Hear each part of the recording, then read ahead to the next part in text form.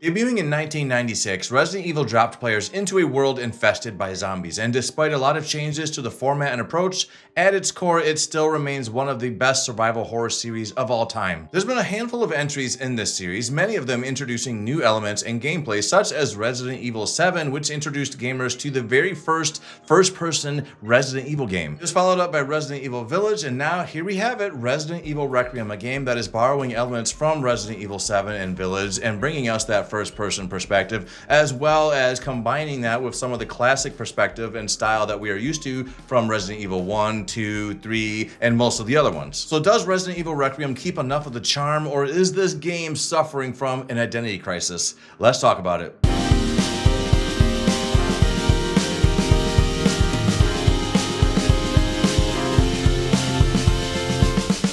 In Resident Evil Requiem, we follow Grace Ashcroft and Leon Kennedy, the former being an OG and fan favorite character. One thing that I think is really cool about this game is that in this game, we are seeing a much more seasoned version of Leon. He already has lived through a lot of different occurrences. He knows a thing or two about zombies. He's got some gray hair going on. He's had a full career. He's done a lot in his life. And now we are getting to play as this older version of Leon. And I just knew that was going to be awesome. Grace, on the other hand, is an FBI agent, but I get the feeling that she hasn't been an FBI agent very long, and it's very clear that she has no experience when it comes to zombies at all. So when you are playing as Grace, you're very much feeling a lot of the same things that Grace is feeling throughout this game. Fear, worry, anxiety, constantly feeling lost, and never feeling like you have enough ammo. I swear to God, that's a staple of all the Resident Evil games. Ammo is extremely crucial, and you need to be very, very careful, which is something I'm not necessarily very good at. I throw away a lot of bullets. That is a no bueno in the Resident Evil series. So really, this game is checking all the parts of that Resident Evil checklist. Now, all the Grace scenes in this game are shown from a first-person perspective, which is able to be turned back into third-person, but the first-person perspective, I think, really works quite well for Grace's part of the game because it gives you that much more intimate feel. You feel like you are walking around in the shoes of this lady, and god dang, is it fucking terrifying. You just feel all the same stress. And as a result, the Grace sections of the game are for sure the scariest parts of the game. It's the parts where you feel like you don't have enough bullets, you don't have enough guns. She has a much smaller carrying pouch, so you really have to be second guessing when you're finding items. Should I pick up this item or should I leave it behind? I don't really want to leave it behind, but I don't have space. Do I take an herb just to make some space? Don't do that. Don't ever take an herb if you don't need it. Now, when you play as Leon in this game, you are given a third-person perspective, and he often feels like he is very prepared for a full-on assault with these zombies. His sections of the game are definitely the most action-heavy parts of this game, but I do think this game does a successful job making his parts of the game still feel very scary in their own way. Because yeah, Leon has a lot more weapons. He actually has that axe that he can keep with him at all times,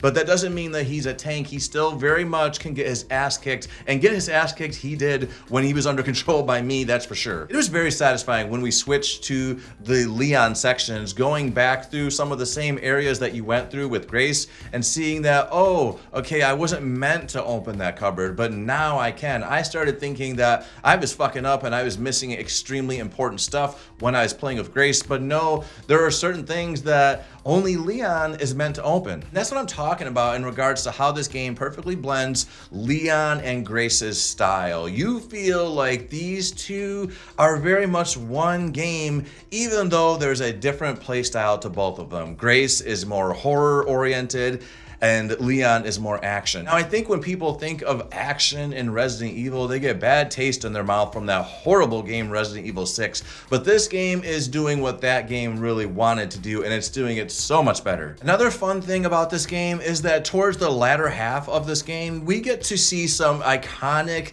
locations from previous Resident Evil games, more particularly Resident Evil 2. And since it hasn't been that long since I played the Resident Evil 2 remake, I was very very hyper aware of where everything was supposed to be down to the last little details, and they really nailed it. Now, this version of the RIPD that you see in this game has seen a lot of damage since Resident Evil 2, but the doors were the same, the fucking typewriter was in the same place. It was really, really awesome seeing that callback. It kind of gives you a blast from the past, and immediately when I saw the Resident Evil Police Department, I started getting nostalgia and remembering where I was in life, what I was doing, what I was into when I first started playing that remake. By the way, my first experience with Resident Evil 2 was with the remake, because growing up I did not have a PlayStation, so I didn't get to play any of the Resident Evil games until Resident Evil 4 on GameCube. But since then I've been going back. I played Resident Evil 2 Remake.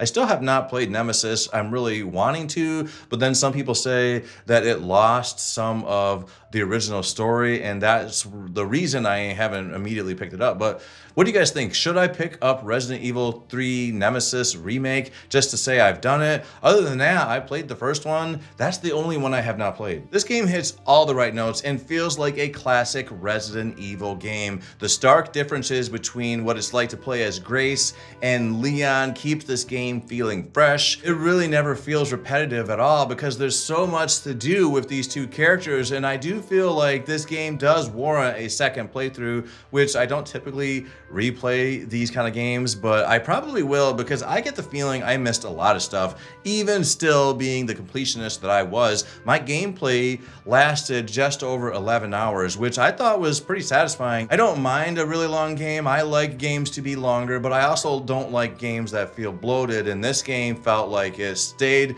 just as long as it needed to. It doesn't feel like it was throwing multiple versions of the same boss battle, although you do have some of those levels, those boss battles that are like 2 stages, but it doesn't really. I've seen games where it's like stage 4, stage 5, and I'm like, good God, I just want to finish this game. Stop making this bad guy have unlimited health, and this game doesn't really do that. I really did appreciate that much for sure. But yeah, I think that this game is an excellent Resident Evil game. I had a lot of fun playing it. Can't really say for sure if I liked this game more than Village or Resident Evil 7, because honestly, if you ask me, I've been loving everything that they've been doing since they reinvented themselves.